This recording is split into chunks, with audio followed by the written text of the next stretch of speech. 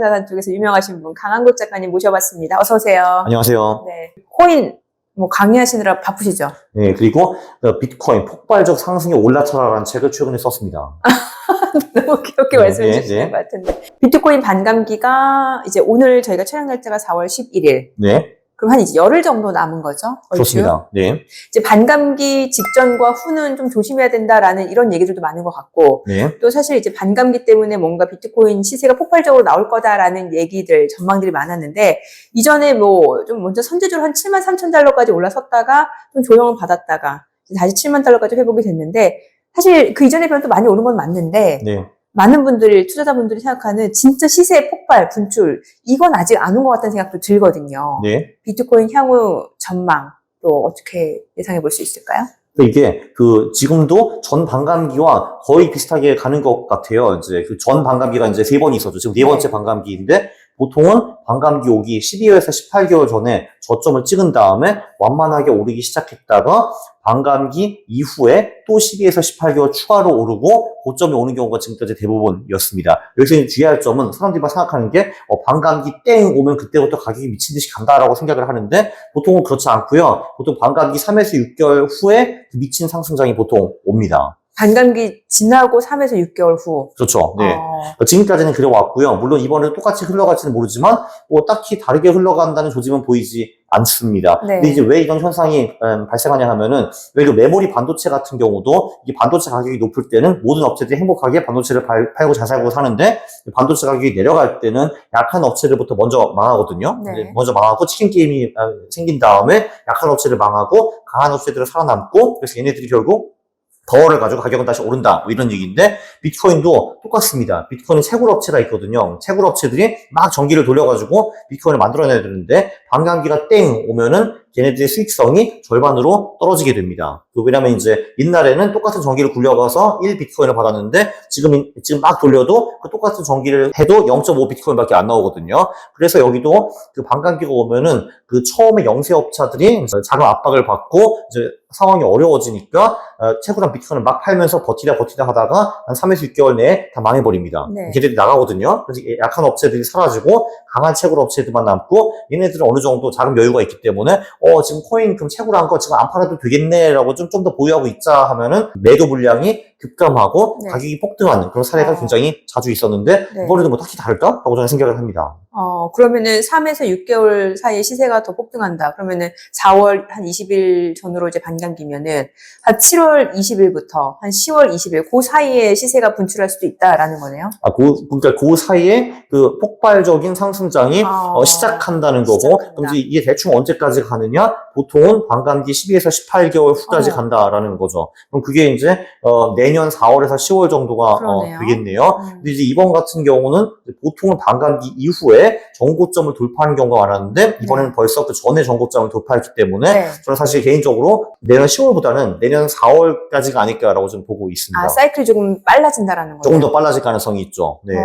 근데 이제 또 여기서 또 이제 변수가 또 뭐냐 하면은 미국에서 현물 ETF라는 게 나왔습니다. 이건 이제 어떻게 볼 수 있냐면은 지금까지는 우리가 이제 비트코인을 투자를 하려면은 이제 한강에 이제 다리가 없고 나루터에 가가지고 한번 오세요. 제가 이제 배 타고 저기 가고 싶은데 노 좀 지어주세요. 이런 식으로 해가지고 좀 이제 힘들게 섬에 갔어야 됐거든요. 섬에 막 도착해야지 비트코인을 살 수 있었거든요. 근데 이제는 한강 대로가 딱 생겼습니다. 한강 대로가 딱 생겨가지고 자유롭게 섬에 넘어갈 수가 있게 됐어요. 이게 나루터 이런 거 안 해도 되거든요. 근데 그게 바로 현물 ETF다라고 보시면 될 것 같아요. 이게 왜 엄청 중요하냐 하면은 사실 이제 미국 기관들 입장에서는 내가 비트코인에 투자를 하고 싶어도 뭐가 좀 이제 어렵잖아요. 그렇죠. 왜냐면 손쉽게 접근할 수가 없고 예를 들면 코인베이스라는 거래소에 가가지고 계좌를 만들어야 되고 근데 사실 코인베이스가 뭐 하는지도 잘 모르겠고 이런 굉장히 귀찮은 절차가 있었고 부자들 입장에서도 코인을 살려면은 내가 거래소에 직접 들어가가지고 계좌를 만든 다음에 KYC, 그러니까 내가 누구냐 증명도 해야 되거든요. 그럼 예를 들면 진짜 이렇게 내 여권 사진 이렇게 딱 들고 막 이렇게 셀카 찍고 올리고 이렇게 해야 되는데 내가 근데 5천원 부자면 굳이 내가 이런 걸 별로 하고 싶지는 않거든요. 그렇죠. 이게 쪽팔리니까. 그래서 하고 싶은데 귀찮아서 안 해. 이런 분들이 많았는데 이제는 현물 ETF가 딱 생겼으니까 이거 그냥 클릭 2번 하면 사는 거잖아. 오케이 사자. 이렇게 될 수가 있는 거죠. 근데 또 여기서 중요한 거는 사실 그 비트코인이 전 세계 부자들한테 꼭 필요한 자산이라는 거죠. 그게 왜 그러냐 하면은 지금은 사실 우리가 되게 평화로운 삶을 살고 있는데 지정학적으로 뭔가 이제 불안이 생긴다 뭐 이런 거, 뭐 예를 들면 전쟁이 터진다든지 혁명이라든지 뭐 공산화라든지 자연재해 이런 게 하면은 이제 부자들은 지금까지 떵떵거리고 살고 있었는데 그 나라가 급변하면은 모든 걸 다 뺏길 수가 있는 거잖아요. 그래서 대부분 부자들은 내 자산의 일부를 어떻게 하면은 해외에 빼놓는가 이거를 고민을 할 수밖에 없는데 저도 이제 독일에서 한 20년 살았는데 거기에 딱 가보니까 이제 프랑크푸르트라는 도시에 신도시가 있었는데 그 신도시 건물의 80%를 중국 부자들이 다 사가버렸어요. 걔네들이 돈을 빼돌려가지고 이제 해외에 갖다 박으려고 하는 건데 사실 근데 부자 입장에서는 가서 해외에서 부동산을 사는 것보다는 어딘가 코인을 갖다 박는 것이 훨씬 더 효율적이죠. 이게 나중에 현금화하기도 좋고 그리고 숨기니까 찾기도 어렵고 뭐 이러니까요. 그래서 어차피 이 세상의 수많은 부자들은 비트코인을 원하는데 그거 접근이 이제 ETF 이런 걸로 훨씬 더 쉽게 되었고 그리고 그 부자들 때문에 꾸준한 수요는 있을 것이다 라고 볼 수가 있습니다. 그리고 또 굿뉴스는 최근에 4월 15일에 홍콩에도 비트코인 ETF가 생긴다고 하더라고요. 현물 ETF, 맞아요. 근데 사실 그 중국 부자들도 당연히 이런 고민을 할 수밖에 없거든요. 일단 첫 번째, 시세 차익. 지금 거의 중국 부동산도 망했고, 주식도 망했는데, 내 돈 어떻게 하지? 하시는 분들이 ETF로 이제 분명히 살 거고요. 그리고 그거 말고도, 해외로, 돈을 넘겨가지고 비트코인을 사려는 중국 부자들의 수요도 끊임없이 발생하고 있습니다. 그래서 최근에 보면은 달러 강세의 흐름 속에서 뭐 금가격도 올라가고, 비트코인도 올라가고 또 일각에서는 이게 금이나 비트코인 자체가 달러를 대체할 수 있는 자산이 될 수도 있다 이런 얘기까지 나오는 것 같더라고요. 그 달러 대체는 뭐 지금까지는 잘 모르겠는데 그 레이 달리오라는 분이 그 변화하는 세계 질서라는 책을 쓰셨거든요. 이제 그분이 나름대로 최근 500년 동안의 뭐 경제, 뭐 정치 흐름 이런 걸 분석을 했는데 그분이 말씀하시는 거는 그겁니다. 일단은 그 화폐 시스템이라는 게 있는데 처음에는 사람들이 그 화폐를 신뢰를 한다. 그리고 보통 그 화폐는 금이나 은 같은 금속이 묶여 있다라고 했는데 이게 시간이 지나면서 특히 정치인들은 화폐를 많이 찍어내고 싶은 유혹에 빠지게 되는 거죠. 왜냐면 내가 이 정책을 쓰고 싶은데 돈 좀 찍어가지고 하고 싶은데 하는데 그런 식으로 해서 결론적으로 금이나 은에서 화폐는 결국 이제 벗어나게 되고 결론적으로는 중앙은행이 막 돈을 찍어내게 되면서 인플레이션이어가지고 화폐가 망한 다음에 사람들의 신뢰는 사라지고 나중에 다시 이제 새로운 화폐가 생긴다 뭐 이런 얘기를 하셨거든요. 근데 지금 사실 우리가 이 US 달러 체제에서 1945년부터 살고 있는데 그 체제가 서서히 좀 그 끝무렵에 와닿은 것 같아요. 일단 1971년에 미국이 근본위기에서 탈퇴, 한마디로 더 이상 금과 달러가 묶여있지 않는 식으로 했고, 그리고 특히 2008년 금융위기 후부터는 좀 이제 뭔가 문제가 생기면은 돈을 찍어서 막겠다라는 것이 이제 그게 원래는 좀 비정상적이었는데 좀 정상적으로 변하고 있습니다. 2008년도 그걸 그렇게 막고 코로나도 그렇게 막고 하니까 이제 돈의 개수는 계속 늘어나고 있고 신뢰가 점점 떨어지고 있거든요. 그러면 언젠가 이 미국 달러가 붕괴를 한다면은 뭔가 신뢰를 주는 새로운 화폐가 필요한데 뭐 그게 비트코인이 될 수도 있고 안 될 수도 있겠죠. 근데 저는 그 확률이 제로는 아니라고 봅니다. 가능성은 좀 있다. 네, 그죠. 그러면 시세 분출 시작은 이제 아직 오지 않은 거고. 이게 그 비트코인이 어떻게 보면 되게 정직한 그 시장인 게 4년에 한 번 그 반감기가 있기 때문에 상승장과 하락장이 둘 다 그 4년 사이클로 움직입니다. 그래서 여기서 사실 굉장히 이제 중요한 거는 한번 2014년, 18년, 22년 차트를 보시라라고 말씀드리고 싶습니다. 그때 비트코인 정말 처참하게 떨어지거든요. 그래서 26년에도 아마 처참하게 떨어질 가능성이 높습니다. 그때는 우리가 코인을 갖고 있으면 안 됩니다. 그럼 한번 그 전에 정리를 해야 되는 거군요. 그렇죠. 아무리 늦어도 25년에 털고 나가야 된다 이거죠. 그리고 그 시기를 내년 한 초 이후. 그쵸. 뭐, 이제 올해는 확실히 좀 안전할 것 같고, 내년에는 언젠가 털어야죠. 그럼 이제 뭐 언제 털느냐. 이게 굉장히 중요한 얘기인데, 기본적으로 그 비트코인이 그러니까 최근 뭐 한두 달 정도 횡보했다고 말씀하셨거든요. 그러니까 제가 알기로는 그 3월 초에 최고 고점을 찍은 다음에 지금이 이제 4월 10일이니까 한 달 정도 횡보권에 있는데 그거는 그 전에 있었던 상승장에서도 늘 있어왔던 일입니다. 기본적으로 코인 가격이 이렇게 막 그 90도로 이렇게 쫙 이렇게 올라가지는 않거든요. 이제 한 번 좀 올라갔다가 좀 쉬었다가 올라갔다가 쉬었다가 하는 계단형식으로 이제 올라가게 되는데 그러면은 그 올라갔다가 쉬어가는 구간이 이제 우리가 소위 그 상승장 내 횡보장이라고 하는데 그 폭이 보통 한 15에서 20% 정도 되는 경우가 좀 많았어요. 네. 그래서 안전하게 최고점 대비 한 25% 정도 떨어지면은 그럼 이건 더 이상 횡보장이 아니고 하락장이 시작이구만이라고 보는 것이 좀 합리적입니다. 그럼 지금은 횡보장이고요. 그렇죠. 지금은 횡보장이죠. 예, 지금은 제가 알기로 뭐 73,000원 정도까지 갔다가 네. 그다음에 뭐 64,000까지 좀 떨어진 것 같은데 네. 그거는 횡보장이라고 볼 수가 있고요. 근데 뭐 예를 들면은 73,000이 최고점이었는데 여기서 25% 정도를 빼면 55,000 정도 되거든요. 네. 그때까지 떨어지면은 이거는 더 이상 횡보장이 아니고 하락장의 시작이라고 볼 수가 있습니다. 그래서 그때는 털고 나가시라라고 말씀드리고 싶어요. 혹시 아직까지도 비트코인 안 갖고 계신 분들이라면 지금 사도 괜찮은 거예요? 늦은 거예요? 네, 지금 사는 것도 괜찮은 게 기본적으로 그 역대 최고가를 비트코인이 돌파한 게 2013년, 17년 초, 20년 말 이렇게 한 4년 정도 구간으로 있었는데 보통 그때 들어갔으면은 그 후에 추가로 1년 정도 비트코인이 상승을 했습니다. 그래서 역대 최고가 돌파가 제가 기억하기로는 그 올해 3월 정도인 것 같은데 네. 한마디로 그럼 내년 2월, 3월까지는 충분히 시간이 있다라는 거죠. 네. 지금 들어가도 된다라는 거죠. 들어가도 된다. 네. 알트코인 갖고 계신 분들 사실 굉장히 많아요. 왜냐면 뭔가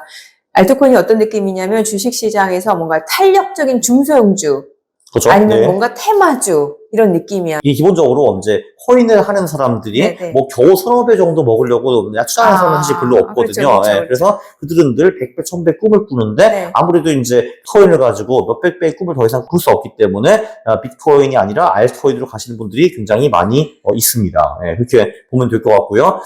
전반적으로 알트코인은 비트코인 그 방향은 똑같이 움직이는데 변동폭은 훨씬 더 크다라고 보시면 될 것 같아요. 예를 들면은 비트코인이 2배 올랐다라고 하면 알트코인은 5배, 10배 가는 거고 비트코인이 예를 들면 50% 떨어졌다 하면 얘네들은 80, 90% 떨어져서 나락으로 간다라고 보시면 될 것 같습니다. 네. 그래서 어떤 전략으로 접근하는 게 좋은 거예요, 알트코인? 일단 알트코인이라는 거는 비트코인을 제외한 모든 다른 코인이라고 보시면 될 것 같아요. 그래서 수만 개가 있습니다. 네, 수만 개 중에서 뭐 그래도 좀 리스펙트 할 만한 좀 멀쩡한 알트코인들도 있고 그 밑에는 잡코인들이 존재하고요. 그 밑에는 잡잡 코인들이 존재합니다. 그래서 그럼 결국 우리가 이제 조금 장기 투자를 할 때는 좀 멀쩡한 알트코인 투자를 해야 될 것 같고 그렇다고 해서 그 잡코인들을 버릴 것이냐? 그건 또 아닙니다. 어쨌든 좀 정석적인 거, 그러니까 좀 멀쩡한 알트코인부터 설명을 드리면은 이제 가장 유명한 게 이더리움이라는 친구가 있습니다.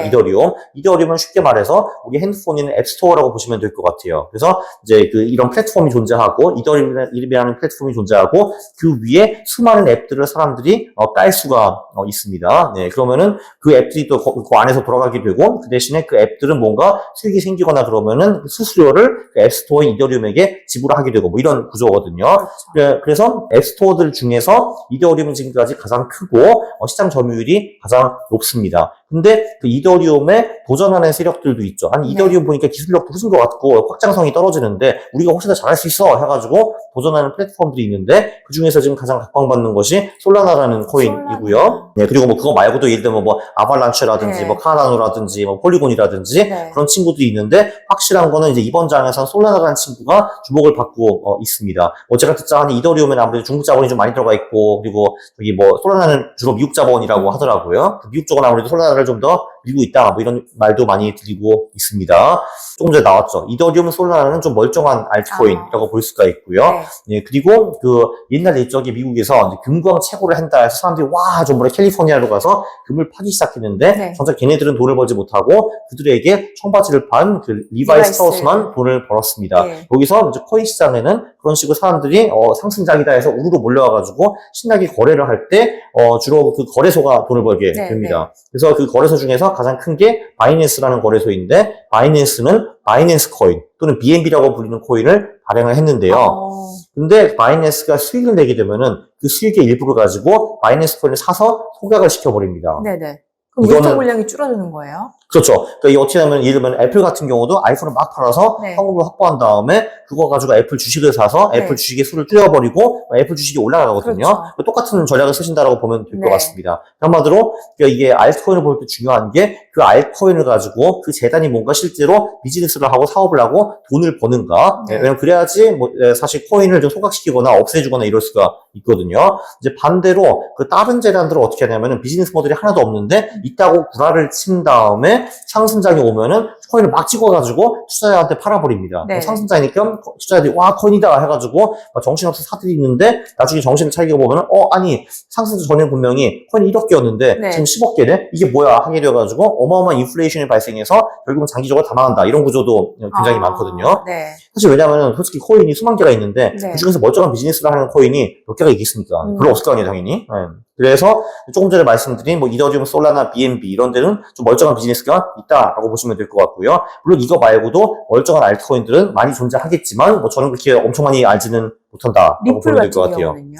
그 리플 같은 경우가 이제 그게 한 2017년인가? 그때 한 네. 300배, 400배 올라가지고 제 회사 당시 회사 후배도 리플로 돈 벌고 퇴사해서 나가는 친구도 있거든요. 아, 진짜로? 네, 리플은 이제 저도 많이 써봤지만 이게 그 해외 송금을 하려면은 이제 제가 이런 원화를 미국으로 보내고 싶다 하면은 일단 한국은행에서 수수료 내고 그 중간에 있는 무슨 결제 기관에서 수수료를 또 한 번 받고 네. 미국은행에서 또 수수료를 받는데 심지어 이게 3일 정도 걸려요. 네. 돈이 넘어가는데. 네, 그래서 이런 게 짜증났는데 리플 같은 경우는 제 거래소에서 리플을 사서 그 해외 거래소로 리플을 보내면은 5분 만에 도착하거든요. 네. 그럼 그걸 딱 팔면은 이제 그 나라 화폐가 되는 거죠. 바로. 그래서 이제 이 송금 시스템이 굉장히 유용한 툴이다 해가지고 특히 2017년에 많이 각광을 받은 것 같은데 근데 이번 상승장에 완전히 죽을 쓰고 있습니다. 예, 정말 이제 지금 사실 이더리움도 요번 상승장의 수익률이 비트코인 정도 또는 그거보다 조금 더 떨어지거든요. 굉장히 실망스러운데 네. 리플은 정말 눈을 뜨고도 볼 수 없을 정도의 이제 실망을 보여주고 있습니다. 네. 네, 그래서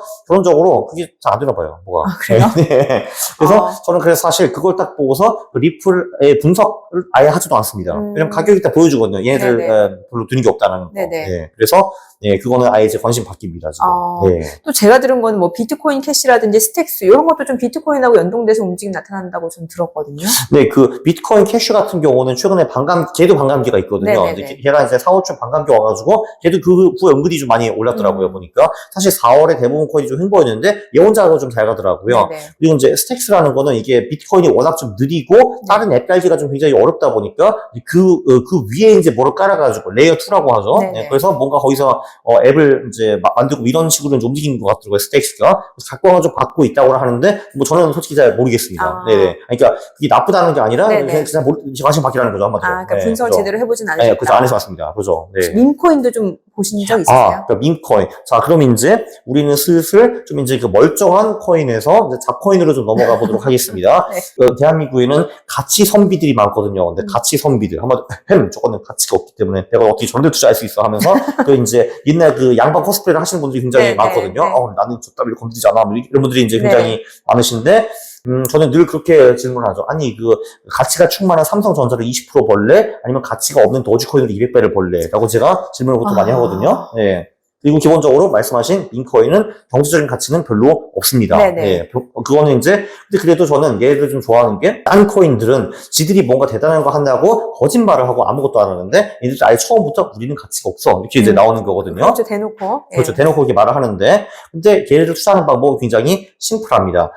민코인은 특히 그런데, 대부분 코인은 추세를 따르고, 추세가 좀 지속되는 경향이 있습니다. 이거를 이제 유식화 말로 추세 추종이라고 하는데요. 그래서, 특히 민코인 같은 경우는 최근 하루 동안에 20% 이상 폭등한 코인들, 그거 그냥 따라 붙어가지고 일주일 정도 보유하는 거가 유력한 전략입니다.